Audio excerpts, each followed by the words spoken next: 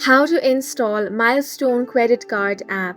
Hi guys, welcome to our channel. Let's begin. In this video, I will guide you on how you can install Milestone Credit Card app. For this, you want to launch Open Play Store if you are on your Android device. If you are on iOS, you want to open App Store. Now tap on the search bar at the bottom right corner of your screen. Then over here, you want to search for Milestone Credit Card mobile app. Now all you want to do is tap on the install button over here.